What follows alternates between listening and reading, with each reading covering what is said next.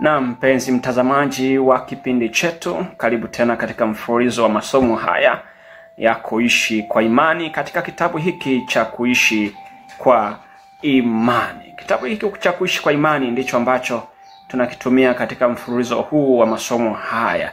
Na leo tuko katika somo ile la 5 katika sura ya 5 ya kitabu hiki cha kuishi kwa imani. Na somo hili linasema udhaifu na nguvu. Udhaifu na nguvu. Na tuombe.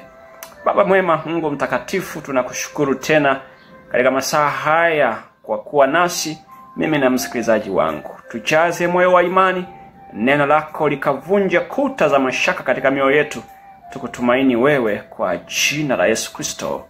Amina. Na mtazamaji, karibu sasa usafiri nami katika kufuatilia somo hili la kuna kitu ambacho ni dhaifu zaidi, chepesi kuvunjika, kinyonge zaidi, kisichoweza zaidi kuliko majani? Lakini umewahi kugundua nguvu ya ajabu ambayo hudhihirishwa na majani? Angalia kile ambacho huinua donge la udongo. Donge la udongo. Udongo mgumu sana, mzito na mkavu, usioingilika kirahisi. Kitu gani huondoa udongo taratibu sana, lakini kwa uhakika mbali na mahali ulipo? Sio mnyama, sio hata mdudu. Ni majani tu ambayo ni mmea mdogo sana. Donge la udongo ni zito zaidi kuliko majani, lakini bado majani huonekana kuliinua kwa urahisi sana. Wewe usingeweza kufanya mzizi mdogo wa jani kuwa na nguvu za namna hiyo.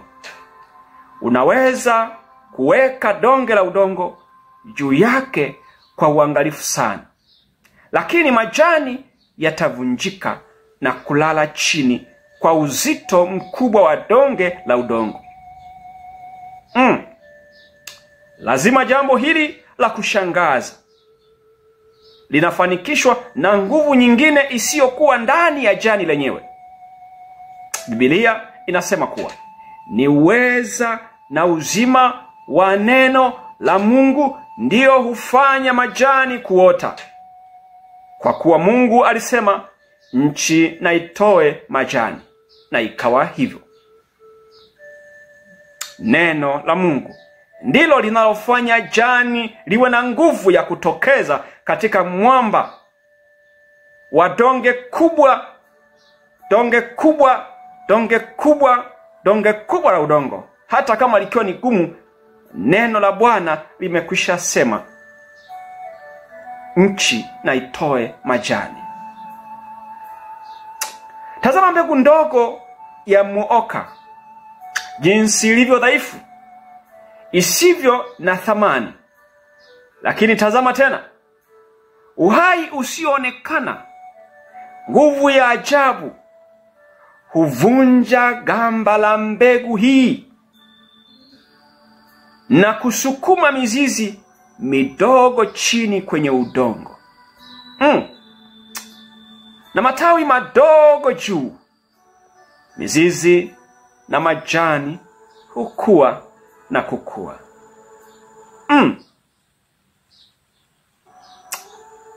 Yakisukumia mbali vizuizi, yakiruka viunzi na kupasua miamba migumu.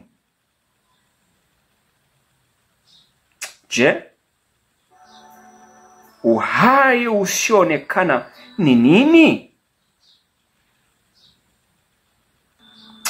Nguvu ya ajabu ni nini? Uhai na nguvu ya neno la Mungu. Kwa maana Mungu alisema, nchi na itoe majani, na mche utoao mbegu, na mti wa matunda uzaao matunda kwa jinsi yake, ambao mbegu zake zimo ndani yake. Juu ya nchi ikawa hivyo. Haleluya. Ingawa majani na mbegu ya mwoka ni kati ya vitu ambavyo ni dhaifu sana na visivyo na uwezo, lakini hudhihirisha kiwango kikubwa cha muujiza wa uwezo pindi udhaifu wa vitu hivi viwili unapoungana na uweza wa neno la Mungu. Nguvu ya Mungu inapoungana na udhaifu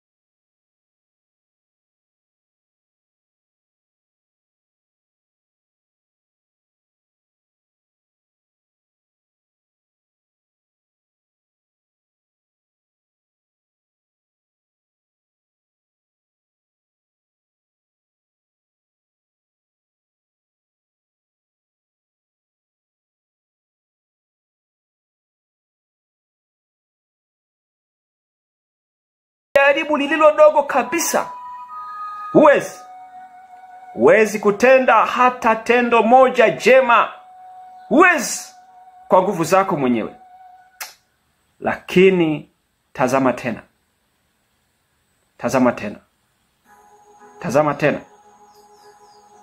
Nguvu isiyoonekana imekutawala. Maisha mapya yamekuhuisha. Na tazama, wewe umeshinda miliki za kifalme. Biblia inasema katika kitabu cha Waebrania sura ya 11 fungu la 33 na 34, anasema wale waliomwamini Mungu, anasema walitenda haki, walipata ahadi, walifunga vinywa vya simba, walizima nguvu za moto, waliokoka na makali ya upanga, walitiwa nguvu baada ya kuwa dhaifu. Ni nguvu ipi? Ni nguvu ya Mungu ya neno lake. Walikuwa hodari katika vita, walikimbiza majeshi ya wageni. Waebrania 11 fungu la 33 na 34. Wakati fulani uliwahi kuwa dhaifu sana. Sasa una nguvu. Wakati mahali ambapo ulitetemeka na kuanguka, sasa unasimama bila kutishwa, bila kutikiswa, kama nyumba iliyojengwa juu ya mwamba imara. Je, nguvu hii isiyoonekana ni ipi? Je, maisha yako mapya ni nini? Ni uzima na uweza wa neno la Mungu ambavyo vimeungana pamoja na udhaifu wako. Ni uzima na uweza wa Mungu mwenyewe, kwa kuwa Mungu huambatana na neno lake, akifanya ndani yetu lipendezalo mbele zake. Kwa maana ndiye Mungu atendaye kazi ndani yenu, kutaka kwenu na kutenda kwenu, kwa kulitimiza kusudi lake jema. Penzi mtazamaji na msikilizaji wangu, wewe peke yako bila neno ndani yako ni kama nyumba iliyojengwa juu ya mchanga. Hakuna chochote cha kukushikilia wakati mafuriko yanapokuja na upepo unapovuma. Haiwezekani kabisa wewe kushinda upepo, kwa kuwa huna nguvu ndani yako. Penzi mtazamaji na msikilizaji wangu, lakini hata kama wewe ni mtu usiyejiweza kabisa, Mungu yuko tayari kukuchukua.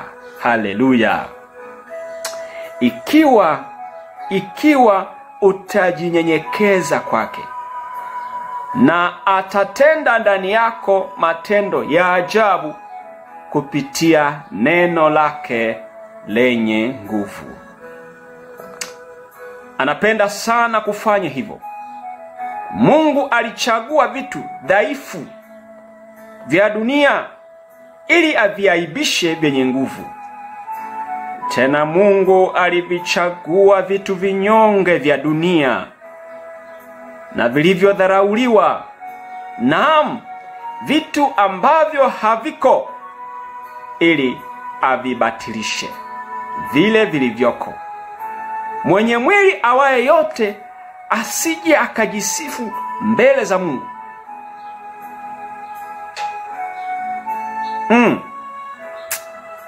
Wakorintho wa kwanza sura ya kwanza mstari wa 27 hadi 29. Mungu anavichagua vitu vinyonge kwa sababu katika unyonge huo anaunganisha nguvu yake ili mwanadamu asije akajisifu. Haleluya!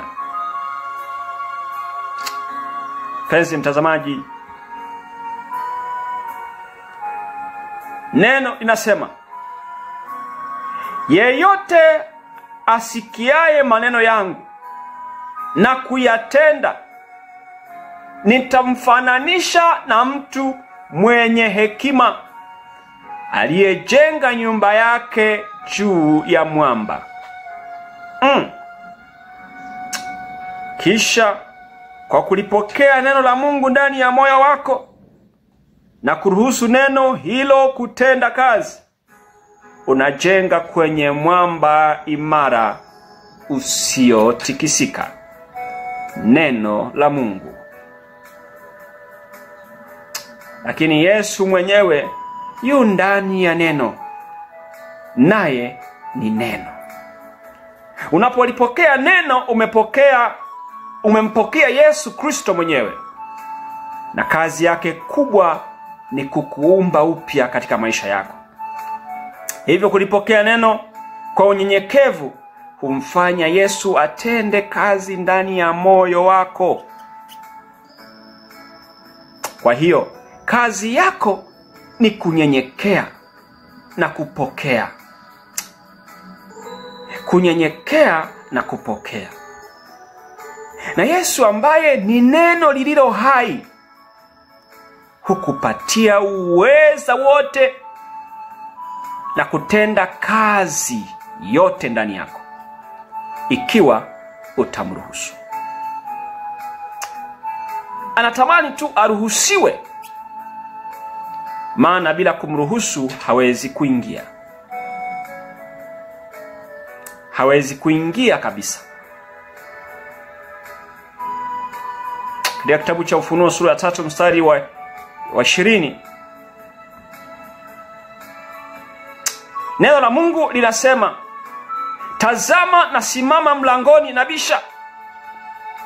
Mtu akisikia sauti yangu na kufungua mlango, nitaingia kwake. Kwa hiyo si kazi ya Yesu kufungua mlango, bali ni kazi ya kwako kufungua mlango. Ni kazi ya mwanadamu kufungua mlango ili Yesu aingie, ili afanye kazi yake ndani ya moyo wako kwa uaminifu. Yesu ambaye ni neno lililo hai hutupatia uweza wote na kutenda kazi yote ndani yako, ikiwa utamruhusu.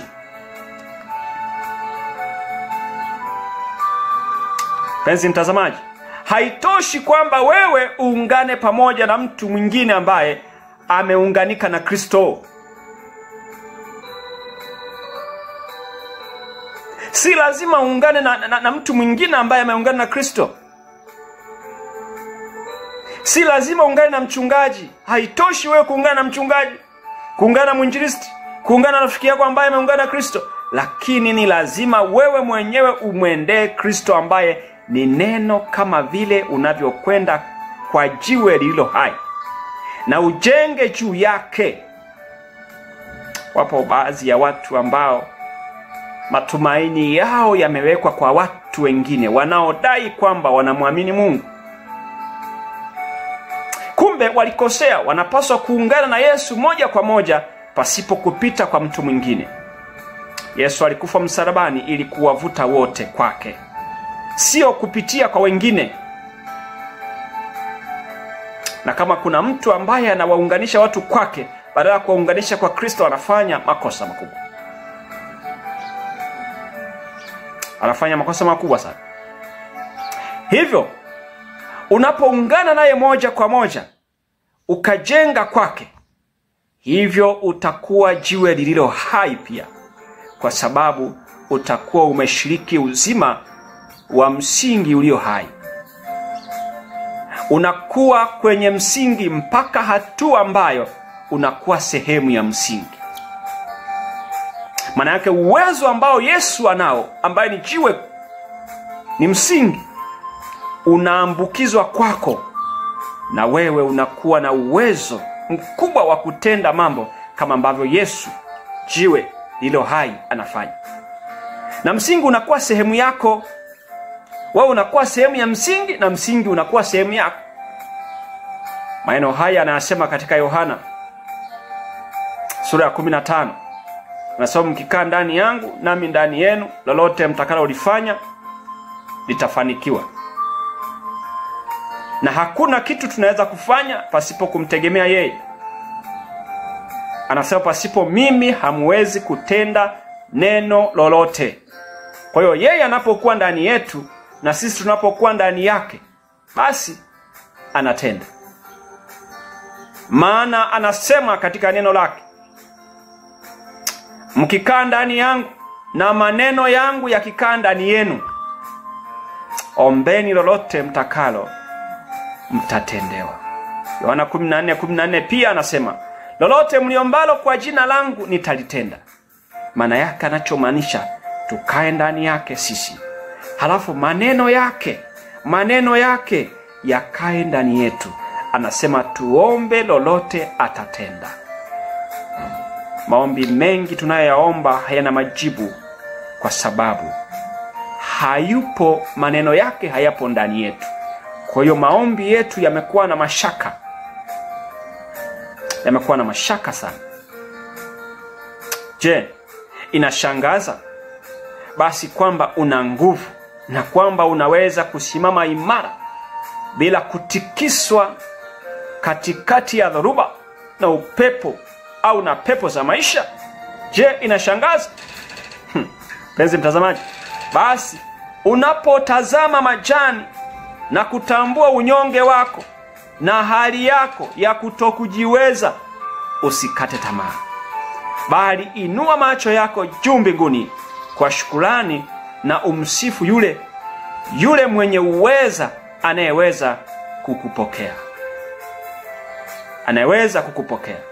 Kiumbe kilicho dhaifu zaidi ya kisichojiweza zaidi kuliko viumbe vyake vyote, na ambaye kwa neno lake anakuwezesha kwa uwezo wote na kwa kadri ya nguvu ya utukufu wake. Haleluya. Mungu wetu ana uwezo, na huo uwezo upo katika neno lake. Kielelezo ambacho ametupatia katika somo hili ni juu ya mmea mdogo, namna unavyopasua ardhi. Mbegu iliwekwa katika udongo, kanapoota kale kambegu, hata kama ni kadogo, unaona lile jani linapushi kale ka udongo kagumu, lile dongo gumu linapushiwa, linaondoka, hatimaye linapasuka na kanapenya. Je, nguvu hii unahisi kanaitoa wapi? Ni neno ambalo Mungu alisema kwamba nchi na itoe majani. Nchi na itoe majani. Neno la Mungu pia linasema kwetu leo kwamba tunayaweza yote katika yeye atutiaye nguvu.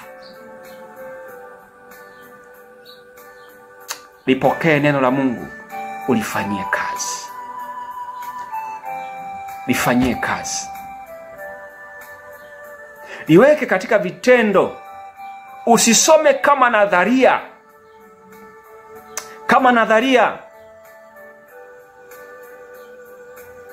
Unasema ombeni nanyi mtapewa, bisheni nanyi mtafunguliwa. Unaimba kama wimbo ambao hauna maana wote, na kufanya hivyo ni sawa na mtu ambaye ana funguo lakini hajui matumizi yake. Kuwa na ujuzi wa neno la Mungu bila kujua namna ya kulitumia ni sawa na mtu aliye na funguo lakini hajui matumizi yake.